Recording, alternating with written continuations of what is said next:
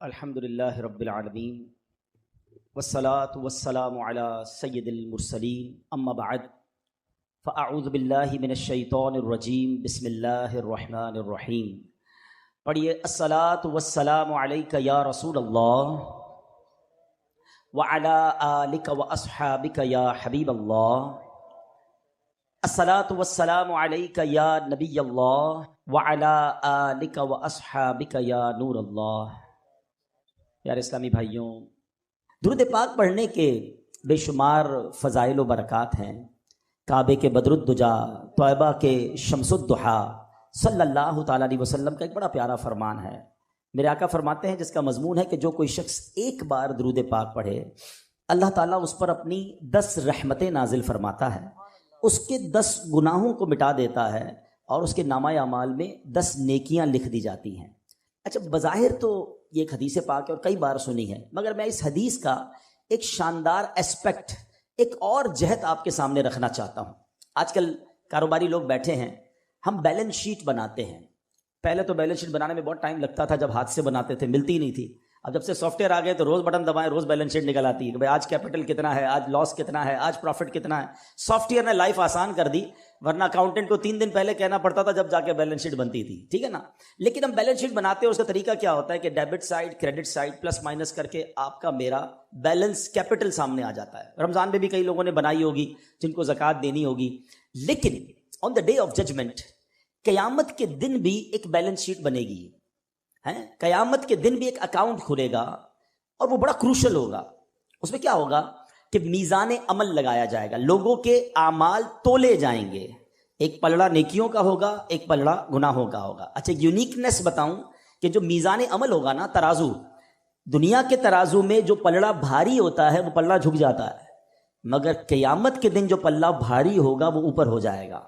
اچھا، اب کیا ہوگا؟ قرآن کہتا ہے سورہ قاریہ میں فَأَمَّا مَنْ ثَقُلَتْ مَوَازِينُهُ، جس کی نیکیاں کی جو پلڑا ہے وہ بھاری ہو گیا، ہیوی ہو گیا، کیا ملے گا اسے؟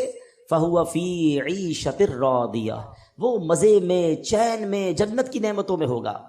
پھر آگے فرمایا وَأَمَّا مَنْ خَفَّتْ مَوَازِينُهُ فَأُمُّهُ هَاوِيَةٌ وَمَا أَدْرَاكَ مَا هِيَ نَارٌ حَامِيَةٌ. قرآن کہتا ہے جس کے پلڑا ہلکا پڑ گیا نا، نیکیاں کم ہوئی، گناہ زیادہ ہو گئے، وہ بھڑکتی آگ میں ڈالا جائے گا، شعلے مارتی ہوئی آگ میں ڈالا جائے گا. Try to understand. وہ جو بیلنس شیٹ ہوگی نا، موسٹ کروشل بیلنس شیٹ ہوگی. There is no way to change the balance. اس دن کوئی طریقہ نہیں ہوگا. ادھر تو مثال کے طور پہ کوئی بندہ قرضے میں چلا گیا، کسی سے لون لے لے گا، ڈیبٹ سائڈ زیادہ ہے تو کسی نہ کسی کے ساتھ لون لے کر ایڈجسٹ کر لے گا. ادھر لون لینے کی کوشش کی جائے گی. روایتوں میں آتا ہے کہ ایک بندہ ایسا ہوگا جس کا ایک نیکی کم ہوگی، بیلنس ہو جائے گا. اگر ایک نیکی مل جائے تو جنت میں چلا جائے گا، صرف ایک نیکی. اب وہ مارا پھرے گا قیامت کے دن، یہاں تک کہ اپنی ماں کے پاس جائے گا کہ ماں جی مجھے ایک نیکی دے دیجئے، میں جنت میں چلا جاؤں گا. اس دن ماں ساتھ نہیں دے گی. والد بیٹے کے پاس آئے گا، کہے گا بیٹا میرا ایک گناہ لے لے، ساری زندگی تیری خدمت کی ہے، آج ایک گناہ کا بوجھ تو لے لے تو میرا جنت میں جانے کا سامان بن جائے گا. مگر نہ باپ بیٹے کے کام آئے گا، نہ بیٹا باپ کے کام آئے گا. کیسی نفسا نفسی ہوگی بتاؤ. اس دن اس شخص کو کتنی حسرت ہوگی کہ جس کی چند نیکیاں کم ہونے کی وجہ سے وہ جہنم میں جائے گا. اس کو کتنا یاد آئے گا کہ یار دنیا میں موقع ملا تھا، نفل پڑھ لیتا، تلاوت کر لیتا، ذکر کر لیتا، درود پڑھ لیتا، یا 1 2 4 گناہ ہی کم کر لیتا تاکہ میری جنت میں جانے کی صورت بن جاتی. یہ دن آنا ہے. اب وہ سینیریو ذہن میں رکھو اور اب اس حدیث کو دوبارہ سنیں کہ درود پاک تو میری بیلنس شیٹ کو ایڈجسٹ کرنے کا شاندار وظیفہ ہے. کہ آقا فرما رہے ایک بار درود پڑھو 10 نیکیاں بڑھ جائیں گی، 10 گناہ کم ہو جائیں گے. یعنی میرے نیکیوں کا وزن بڑھانے والا اور گناہوں کا وزن گھٹانے والا وظیفہ ہے. تو سچ بتاؤ پھر کتنے درود پڑھنے چاہیے؟ کوشش کیا کریں فضول کاموں سے بچ کر. بہت زیادہ ٹائم اپنے موبائل فون کے ساتھ ویسے ہی گپ شپ میں گزار رہے ہوتے ہیں، لینا نہ دینا، پتہ نہیں ساری سوشل میڈیا کی ویڈیوز دیکھنی ہیں، اس کے بجائے اللہ رسول کا ذکر کر لیا کرو، درود پاک کی کثرت کر لیا کریں، انشاءاللہ نامہ اعمال میں نیکیاں بڑھتی رہیں گی اور گناہ کم ہوتے رہیں گے۔ اللہ مجھے بھی اور آپ کو بھی کثرت کے ساتھ درود پاک پڑھنے کی توفیق عطا فرمائے۔ آئیے مل کر محبت کے ساتھ باآواز بلند درود پاک پڑھ لیں۔ صلو علی الحبیب صلی اللہ تعالی علی محمد صلی اللہ علیہ وسلم۔ رحمت الہی کا عشرہ ہے، ماہ رمضان کے 3 عشرے ہیں نا، پہلے 10 دن رحمت ہے، اگلے 10 دن عشرہ مغفرت ہے، اور آخری عشرہ جہنم سے آزادی کا عشرہ ہے۔ اللہ کی رحمت کے بارے میں سنا ہے، مگر کبھی کوشش کی اس کو جاننے کی کہ اس کی رحمت کی وسعت کیا ہے، اس کی رحمت کے ڈائمنشنز کیا ہیں، اس کی رحمت ہے کتنی بڑی۔ آؤ آج اللہ کی رحمت کی بات کرتے ہیں، آج اللہ سے محبت کی بات کرتے ہیں، وہ کریم ہم پر کتنا مہربان ہے، آج اس پر بات کرتے ہیں، کس طرح اس کی مجھ پر اور آپ پر مہربانیاں ہیں۔ یاد رکھیں، دنیا میں کوئی کسی سے پیار کیوں کرتا ہے؟ What is the reason? کیا وجہ ہوتی ہے کہ بندہ کسی کے فال ان لو، اس کے پیار میں گم ہو جاتا ہے؟ 3 ریزن ہوتی ہیں نارملی، یا تو وہ بڑا حسین ہوتا ہے، اچھا لگنے لگ جاتا ہے، یا بڑا مہربان ہوتا ہے، خیال رکھنے والا ہوتا ہے، یا وہ بڑا با کمال ہوتا ہے، اسپیشل ہوتا ہے، عام لوگوں سے ہٹ کر ہوتا ہے، اس لیے اس سے پیار ہو جاتا ہے۔ اگر یہ 3 ریزنز ہیں تو خالق کائنات کی طرف اگر توجہ جاتی ہے تو دنیا کے سارے حسن اور رعنائیوں کو بنانے والا وہ میرا مالک کیسا حسین ہوگا، جس نے دنیا میں ایسے حسین اور ایسی رعنائیاں، اتنے خوبصورت مناظر بنائے، جنت جس نے بنائی، اس مالک کی سبحان اللہ وہ کیسا حسین مولا ہوگا۔ پھر آگے چلو، اگر با کمال سے محبت ہوتی ہے تو ہر با کمال کو کمال دینے والی ذات بھی رب کائنات کی ہے، پھر اس سے محبت کیوں نہ ہو۔ اور اگر کسی محسن سے، کسی خیال رکھنے والے سے پیار ہو جاتا ہے تو بتاؤ تو صحیح، جب سے پیدا ہوا ہوں، جب سے لے کر آج تک روزانہ جس کے احسانات تلے دبا ہوں، وہ کوئی اور ذات نہیں، وہ میرے مالک کی ذات ہے۔ بلکہ سچی بات بتاؤں، مجھ پر اور آپ پر تو پیدا ہونے سے پہلے ہی اس کے احسان جاری ہیں۔ جی ہاں، بیفور مائی برتھ وہ مجھ پر بلیسنگز، مجھ پر مہربانیاں جاری کیے ہوئے۔ کیسے؟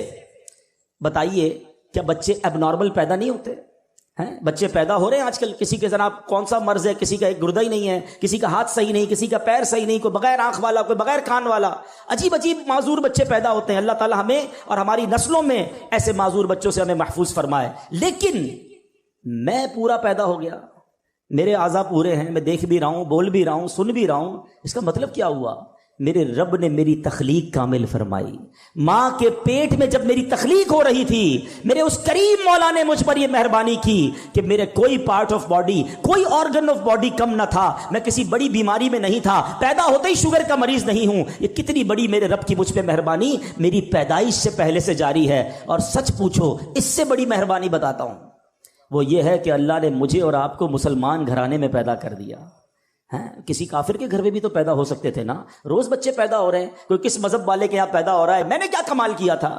میرا کیا ایسا کمال تھا کہ اللہ نے مجھے مسلمان گھرانے میں پیدا کیا؟ سب سے پہلی آواز جو میرے کانوں نے سنی وہ اللہ اکبر کی اذان سنی، کیونکہ جب میں پیدا ہوا مسلمان گھرانے میں تھا تو میرے کان میں اذان دی گئی۔ بتاؤ، یہ شروع سے مہربانیاں رب کی جاری ہیں۔ تو اگر کسی مہربان سے محبت کی جاتی ہے تو پھر اللہ سے سب سے زیادہ ہمیں محبت ہونی چاہیے۔ اور اب آؤ میں بتاتا ہوں وہ کریم رحمان کیسا ہے، وہ رحیم کیسا ہے، وہ رحمتیں کیسے برساتا ہے۔ اس کی رحمت یہ چاہتی ہے کہ میں اور آپ بخشے جائیں۔ روایتوں میں آتا ہے، حضرت ابو سعید خدری رضی اللہ تعالیٰ عنہ راوی ہیں اور نبی پاک علیہ الصلوۃ والسلام کی حدیث ہے۔ یہ واقعہ خود نبی پاک نے صحابہ کو سنایا کہ ایک شخص تھا بنی اسرائیل میں، اس نے 99 قتل کیے۔ حدیث پاک کا خلاصہ ہے 99 مرڈرز۔